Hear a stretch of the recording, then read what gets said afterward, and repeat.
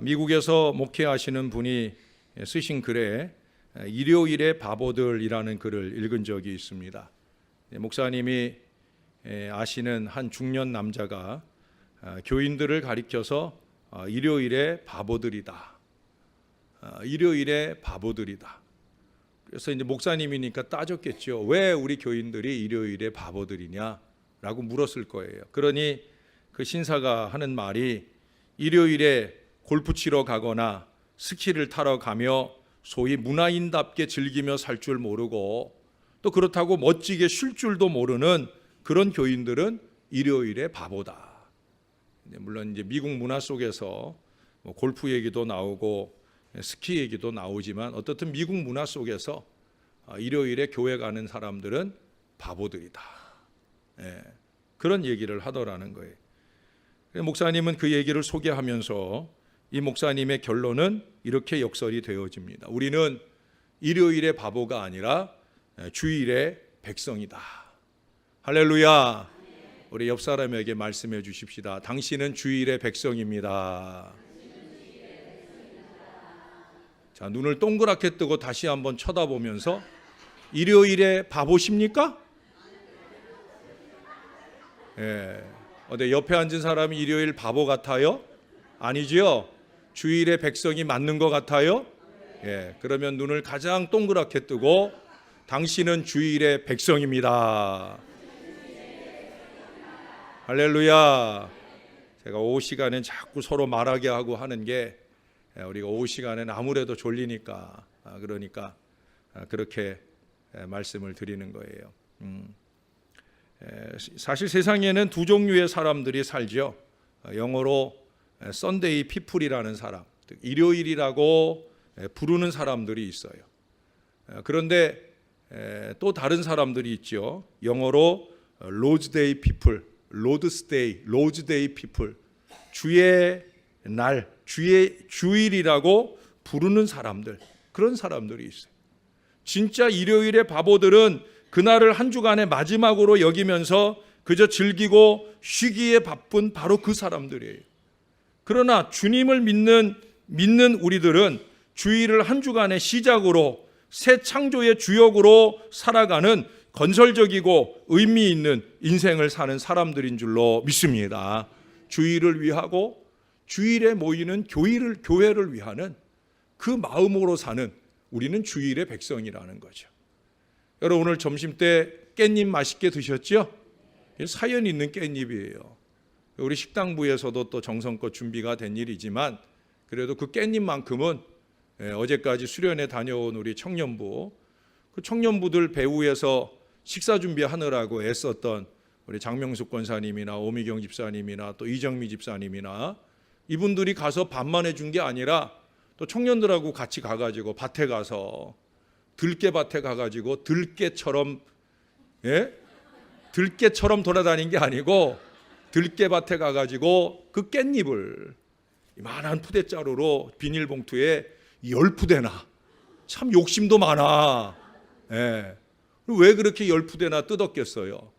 이건 내일 주일날 우리 교인들 점심 때 먹도록 그 떼약볕에 그거를 그냥 그렇게 다 따가지고 그래가지고 그걸 모아가지고 그것도 그냥 갖고 오면 주일날 먹기에 시들시들하고 이게 좀 그럴까 싶어가지고 그걸 또 큰 가마솥에다가 또 한 2-5시간 그걸 다 정성껏 삶아가지고 또 삶은 거 갖고 오다 또 상할까봐 또 얼음 올려가지고 또 얼음에 재워가지고 여러분 이게 팔아먹자고 하면 이렇게 하겠어요? 그렇게 못하죠. 이거 우리 교인들, 우리 가족들 먹을 거다. 이런 생각하니까 주일에 우리 교우들 먹어야 할 이 주일의 양식이다 생각하니까 여기에 정성이 기울여지고 온 마음을 다해서 그렇게 준비해 온 거예요. 맛있어요? 안 맛있어요?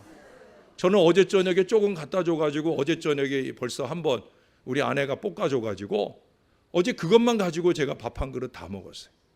근데 오늘 오후에 또 먹어도 또 맛있어. 저랑 같이 식사하시는 분들도 야 이거 시장에서 파는 거하고 다르다고. 다를 수밖에 없죠. 돈 주고 사 먹는 거하고 사랑과 정성을 사랑과 정성이 깃들여 있는 거하고 다를 수밖에 없는 거예요. 그 마음이 감사합니다. 우리 감사한 마음으로 박수 한번. 할렐루야. 하나님 영광 받으시는 줄로 믿습니다. 하나님이 우리에게 이 마음 주시는 거예요. 주일을 잘 섬기고픈 마음. 그런 점에서 우리는 주일의 백성이라는 거죠. 그런데 여러분, 죄송한 말씀 드리자면 사실 문제는 안타깝게도 교회 안에 정말 일요일에 바보들이 있다는 사실이에요. 주일이랍시고 교회는 와 있는데 몸만 와 있는 사람이 있어요. 시간만 죽이고 가는 사람이 있어요. 차라리 세상의 일요일 바보들처럼 그저 문화적 유흥이나 즐기러 가지 그것도 아닌 채 생명력 없이 교회의 뜰만 밟고 가는 그런 사람들이 있어요. 사실은 이 사람들이 진짜 일요일의 바보들이죠. 그건 세상에서 세상의 유흥을 즐기는 사람들보다 더 바보죠. 주일을 복음의 일꾼으로서의 창조적 사역의 날로서 살지 못하는 사람.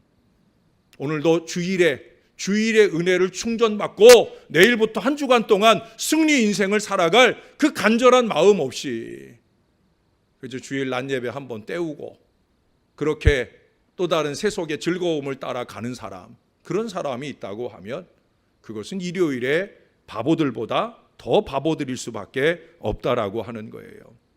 왜 그렇게 살아갈까? 여러분, 왜 그렇게 살아갈 것 같아요? 그 이유는 다른 데 있지 않아요.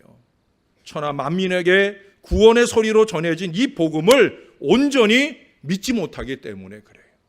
오늘 본문의 표현으로 보면 복음의 소망이 분명하지 않기 때문에 그래요. 여러분 보세요. 만일 너희가 믿음에 거하고 터 위에 굳게 서서 너희 들은 바 복음의 소망에서 흔들리지 아니하면 복음의 소망에서 흔들리지 아니하면 이 소망이 없는 거예요. 일요일에 바보들은 이 소망이 없어요. 흔들리지 않는 이 소망이 없어요. 하늘 하나님을 흔들림 없이 바라볼 이 소망이 없어요. 영원한 천국을 한결같이 바라볼 이 소망이 없어요. 그러니 교회의 뜰만 밟을 뿐이지 일요일에 바보들로 무력하게 살아간다는 거예요. 하나님의 사랑으로 이 땅에 오셔서 오늘 본문 앞구절의 말씀 21절 22절에 말씀하는 것처럼 전에 하나님과 원수되었던 우리들을 위해서 십자가에 달려 돌아가시고 사흘 만에 부활하셔서 하나님과 우리 사이를 화목하게 하시고 우리를 하나님 앞에 흠없고 책망할 것이 없는 그런 사람으로 그 앞에 세우고자 하신 우리 주 예수 그리스도를 자신의 구주로 믿고 영접하지 못했기 때문에. 아마 이렇게 얘기하면 여러분들 대부분이 무슨 말씀이세요? 나도 예수 믿어요. 예, 맞아요. 예수 믿어요. 근데 그 믿음이 과연 복음의 소망으로 분명하게, 여기 분명하게 여러 번 반복했어요. 믿음에 거하고 터 위에 굳게 서서 흔들리지 아니하면, 같은 표현을 지금 3번이나 다르게 표현하고 있는 거예요. 견고하냐 그거예요. 은혜에 대하여, 축복에 대하여, 말씀에 대하여 견고하냐, 복음에 대하여 견고하냐, 바로 그것을 묻고 있는 거예요. 그 소망이 간절하냐, 그런 얘기를 묻고 있는 거예요. 아마 여러분들은 그런 바보는 아니라고 믿어요. 아까 옆 사람에게 눈 땡그랗게 뜨고 일요일에 바보냐고 물을 때 아닌 것 같은 그런 간절한 모습들을 보인 그대로 여러분들은 일요일에 바보들이 아닌 줄로 믿습니다. 우리는 일요일에 바보가 아니에요. 맞습니까? 맞으면 우리 안에 다시금 복음의 소망을 다시금 확약해야 돼요. 여러분, 복음이 뭐예요? 복음은 우리에게 보장해주는 천국에 대한 분명한 소망이에요. 우리가 이 복음을 믿음으로 해서 우리의 마음속에 이 복음이 자리 잡고 복음의 소망이 자라고 있는 거예요. 복음은 예수 그리스도의 십자가와 부활을 믿는 바로 그 믿음이 복음이에요. 여러분, 그런데 이 복음을 전한 사람들 보세요. 세례 요한이 복음을 전했어요. 예수님이 복음을 선포했어요. 예수님의 제자들이 복음을 선포했어요. 이 세 부류가 전한 복음의 내용은 똑같아요. 무슨 얘기냐? 회개하라, 천국이 가까웠느니라. 세례 요한도 이 복음을 선포했어요. 회개하라, 천국이 가까웠느니라. 마가복음 1장 15절에 봐도 예수님께서 복음을 선포하시는 첫 일성이 뭐냐? 회개하라, 천국이 가까웠느니라 라고 말씀했어요. 복음이 뭐예요? 저와 여러분 안에 도래하는 천국의 시민이 될 수 있는 길을 제시해 주는 게 복음이잖아요. 천국이 가까웠다 하는데 가까운 천국에 들어갈 수 있는 길을 우리들에게 제시해 주는 게 복음이에요. 그 복음은 뭐라고 선포해요? 회개하라 그랬어요. 회개하라. 회개해야 천국의 백성이 될 수 있다. 그게 세례 요한이나 예수님이나 예수님의 제자들이 한결같이 전한 천국 가는 길, 복음의 내용이에요. 회개 없이 천국 없어요. 회개 없이 복음의 소망이 우리의 마음에 자리 잡을 수 없단 말이에요. 회개를 해야 그 회개를 통해 우리의 마음에 복음의 씨앗이 심어지는 거예요. 따라해 보십시다. 회개는 복음의 씨앗입니다. 믿습니까? 천국 갈 수 있는 그 천국행 티켓을 받는 티켓이 되는 그 복음의 씨앗이 뭐냐? 회개예요. 회개 없이 죄악을 간직한 채 내가 천국 갈 수 있다? 절대 아닙니다. 죄는 우리의 천국 가는 발목을 반드시 잡을 거예요. 그러므로 회개해야 되는 거예요. 죄를 깨달을 때마다 눈물로 회개해야 되는 거예요. 전 지난 주일 새벽에도 하나님이 여러 모양의 회개를 저에게 촉구하셨어요. 목사라도 하나님이 깨우쳐 주시면 회개하는 거예요. 눈물을 쏟고 무릎을 꿇고 회개하는 거예요. 저나 여러분 다 부족하니까 그 부족함으로 말미암아 때때로 시시로 우리 안에 찾아오는 수없이 많은 죄악과 사단에게 무릎 꿇은 어리석음으로 인해 우리가 회개해야 되는 거예요. 왜? 회개는 복음의 씨앗이니까. 천국행 열차표의 씨앗이 되니까 회개하는 거예요. 회개해야 천국이 가까이 오는 거예요. 사랑하는 여러분, 이 복음의 소망이 없이 복음의 일꾼이 된다고 하는 것은 어불성설입니다. 우리가 목사기 때문에 복음의 일꾼 아니에요. 죄송하지만 장로님이라고 집사님이라고 권사님이라고 그래서 복음의 일꾼 아니에요. 복음의 일꾼 다와야 복음이에요. 복음의 일꾼이에요. 복음의 일꾼다운 게 뭐예요? 마음에 불타는 복음의 소망이 있느냐? 불타는 복음의 소망이 있느냐? 이 하나님의 말씀이 찌르고 깨우쳐 주시는 그 죄에 대한 회개가 있느냐? 그 회개가 내 마음에 심어져 씨앗이 터지고 잎이 나고 열매가 맺어서 이제 내가 올라와라 할 때 기쁘게 천국에 올라갈 바로 그 복음의 열망이 우리 안에 있느냐? 그렇다라고 말할 때 오늘 23절에 보는 것처럼 바로 복음의 일꾼이 될 수 있는 거예요. 선교를 말하고 전도를 말하려면 먼저 이 복음의 분명한 소망이 그 마음속에서 흔들림 없이 자리 잡고 있어야 되는 거예요. 여러분 요한복음 4장에 보면 사마리아 여인이 나와요. 그녀의 삶의 현실은 절망적입니다. 얼마나 절망적이냐? 그를 가까이 아는 사람이 없어요. 그를 가까이 친하는 사람이 없어요. 사람들도 그를 멀리하지만 그녀도 사람들을 멀리할 수밖에 없는 자가 왕따의 인생을 산단 말이죠. 네? 왜 그래요? 그녀는 남편들이 많았어요. 사람들이 손가락질해요. 저 남자 좋아하는 여자 손가락질해요. 그래서 사람을 만나고 싶지 않은, 사람을 만나는 일이 두려웠던 여인이 바로 사마리아 여인이잖아요. 그래서 남들은 다 낮 시간 더워서 다 누워 쉬고 있을 때 그녀는 슬그머니 우물가에 올 수밖에 없는 정말 처참한 슬픔을 가진 그런 여인이에요.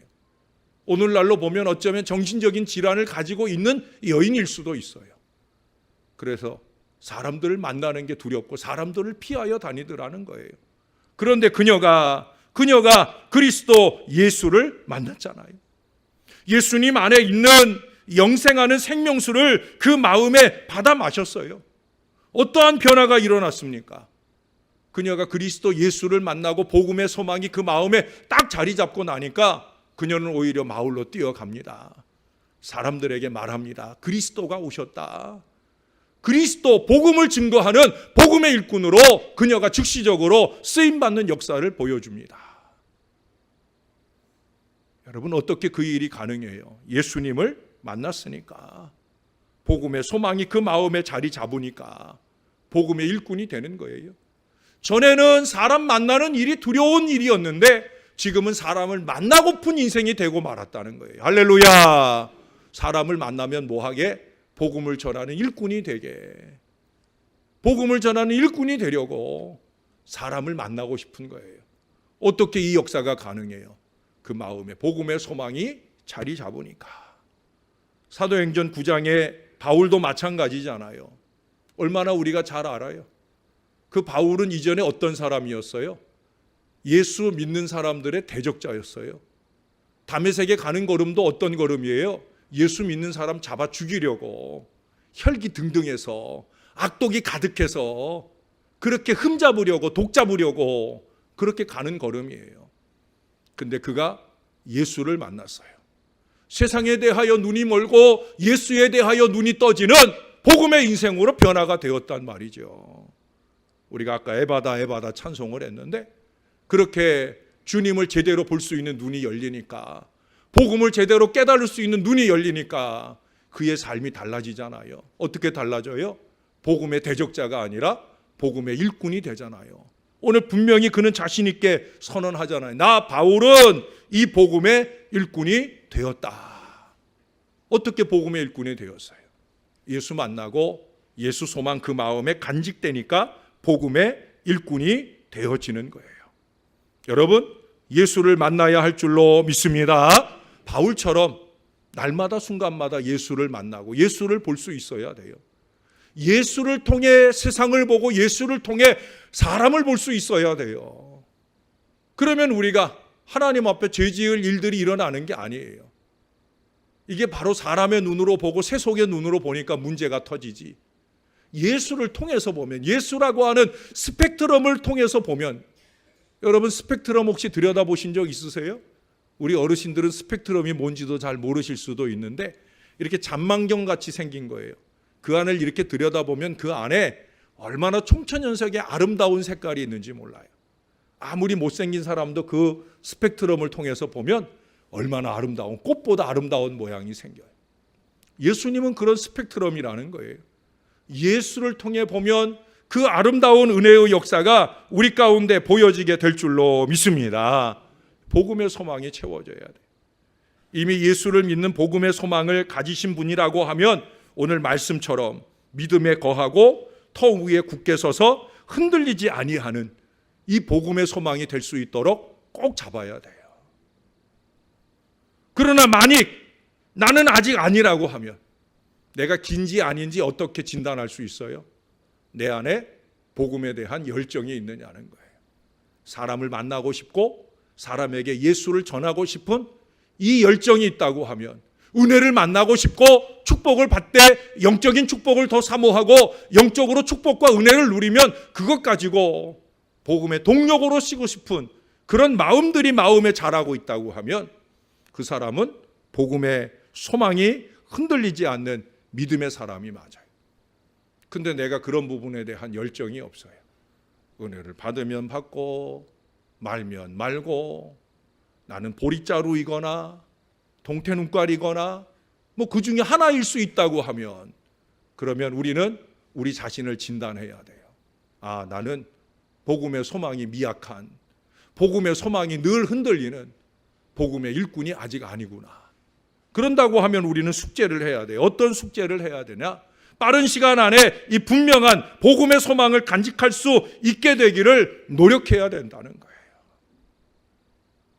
얘기 하나 해드릴게요. 어느 고을에 원님이 새로 부임을 했어요. 그리고 이 부임하신 원님이 부임한 기념으로 그 마을에 큰 상을 하나 주려고, 그 상이 뭐냐? 모범 주민을 초청해서 큰 상을 주기로 했어요. 그래서 추천을 받아가지고 마침내 한 사람의 모범 주민을 상을 주도록 그렇게 그를 불러오게 했습니다. 그 사람이 모범 주민이라고 하는 그 사람이 불려왔을 때 물었어요. 내 소원이 뭐냐? 옛날 얘기니까 내 소원이 뭐냐? 네가 소원하는 걸 다 주겠다. 금은 보화를 달라면 금은 보화를 주고, 논을 달라면 논을 주고, 밭을 달라면 밭을 주고, 집을 달라면 집을 주겠다. 얼마나 좋은 기회예요. 그야말로 인생이 확 바뀔 수 있는 중요한 제안을 지금 원님이 하는 거예요. 근데 이 모범 주민이 그럽니다. 예, 저는 다른 거 필요 없고요. 곤장 100대만 주세요. 그리고 원님이 생각할 때 이상하잖아요. 아니 왜 곤장 100대를 달라고 그러느냐. 금은보화 뭐든지 다 줄 수 있는데 왜 곤장 100대를 달라고 그러느냐. 그러니까 그가 하는 얘기가 금은보화 주셔봐야 제가 가져갈 것이 하나도 없습니다. 그러는 거예요. 그래서 왜 그러느냐 그랬더니 제가 마을을 떠나올 때 우리 마을 동장께서 자기가 추천해 줬으니까 상 받아오면 20% 달라고 그러더라고요.